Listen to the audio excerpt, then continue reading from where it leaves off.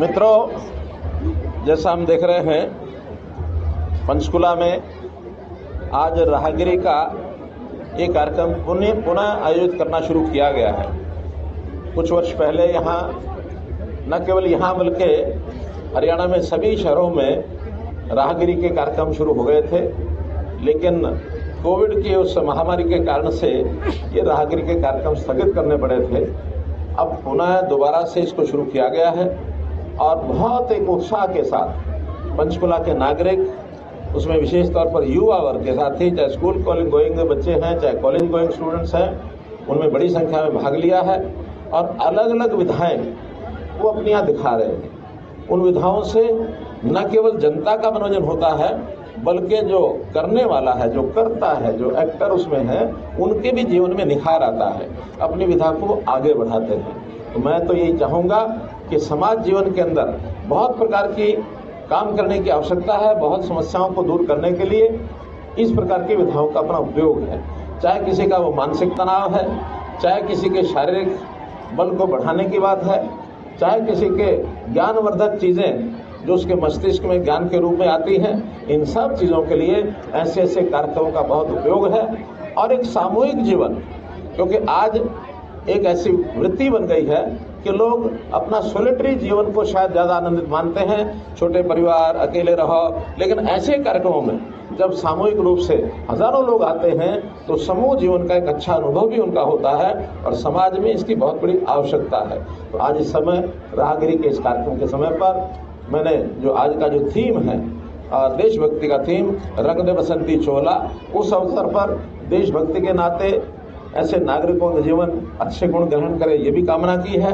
और बहुत सी बुराइयां, खास करके नशा, जो नशे की ओर हमारा युवक उसकी प्रवृत्ति बढ़ती जा रही है, उसको छोड़कर नशा मुक्त जीवन, एक स्वच्छ जीवन जीने का भी संकल्प लेना चाहिए।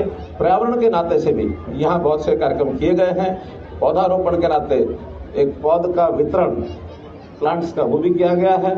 और प्लास्टिक फ्री बैग्स को, यानी बैग्स, रीयूजेबल बैग, वो अपनाएं, उसके लिए भी किया गया है। सेल्फ हेल्प ग्रुप्स अपने जो स्थानीय प्रोडक्ट हैं उनको बना करके भी उसका प्रचार प्रसार यहाँ करती हैं, काफ़ी बिक्री भी उनकी होती है।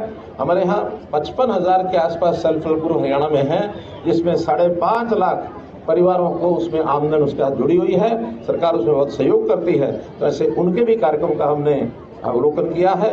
योग के नाते भी योग कक्षाएं यहाँ चल रही हैं। मैंने कहा बहुत प्रकार के गतका, ये एक ऐसा खेल जिसको अब स्थान मिल गया खेलों में भी, और हम भी अपने पाठ्यक्रम में गतके को लेके आ रहे हैं। तो ऐसे बहुत प्रकार के विविध कार्यक्रमों से भरा हुआ ये जो राहगिरी का कार्यक्रम है, इसके लिए बहुत बहुत शुभकामनाएं, बहुत बहुत धन्यवाद। जहाँ तक साइक्लोथॉन जो 1 सितंबर से पूरे हरियाणा के लिए करनाल से शुरू हो रही है, प्रतिदिन हजारों की संख्या में वहाँ जो साइकिलिस्ट हैं वो साइकिल चला करके संदेश देंगे। और संदेश का थीम है नशा मुक्ति, यानी नशे से दूर रहना और मद्यपान से भी दूर रहना, तरह तरह की जो ड्रग्स लोग लेते हैं उससे दूर रहना, जीवन को कैसे स्वच्छ करना। उसमें हमारे जितने डिपार्टमेंट हैं उनकी भी हिस्सेदारी है, सामाजिक संस्थाओं की भी हिस्सेदारी है, विशेष तौर पर पुलिस के विभाग की उसमें विशेष हिस्सेदारी है, क्योंकि एंटी नारकोटिक्स ब्यूरो जो हमारा है उनको भी ये दायित्व सौंपा गया कि समाज को जागरूक करें और जो इस प्रकार के स्मगलर्स हैं, जो विक्रेता हैं इन दवाइयों के, उनके खिलाफ कार्रवाई भी करें। तो ऐसा वो कार्यक्रम 1 सितंबर से शुरू होकर करनाल से शुरू होगा, हरियाणा के हर जिला केंद्र पर जाएगा। 2 या 3 स्थान अन्य भी होंगे। तो ऐसे 25 दिन की वो यात्रा, साइकिल यात्रा पूरी होगी। यमुनानगर में उसका समापन होगा। कोई जिला केंद्र उसमें छोड़ा नहीं जाएगा। उसका रूट प्लान मोटे रूप से बन गया है, फिर भी फाइनल करके आप लोगों को दिया जाएगा। इसी प्रकार आज जो विषय आपने कहा है, अलग अलग स्टॉल के ऊपर जा करके, जो खास करके सेल्फ हेल्प ग्रुप्स के बिक्री के स्टॉल हैं, हमने पीछे घोषणा की है कि ऐसे लोगों की बिक्री को प्रोत्साहन देने के लिए हर जिला केंद्र पर अभी हमारा अर्बन लोकल बॉडीज डिपार्टमेंट 50 से लेकर 100 तक कोटा केवन बनाएगा। और वो कोटा केवन दिन के हिसाब से, कोई 1 दिन, 2 दिन, 3 दिन, जितने दिनों ने उन्होंने आकर के अपने सामान को बेचना है, ऐसे वो एडवांस बुकिंग के आधार के ऊपर एक बाजार टाइप जिसको हम साझा बाजार कहेंगे, तो साझा बाजार में अपने अपने प्रोडक्ट्स को ला करके बेचेंगे और अगर मांग बढ़ती है तो उसके बाद उसका विस्तार करके और भी प्रोटोकॉल बनाया जाएगा। नहीं, क्लासेस शुरू हुई अच्छी बात है, लेकिन ये बीटेक की क्लासेस तो कौन सी, आप कोई पॉलिटेक्निक की बात करें, किसकी कह रहे हैं?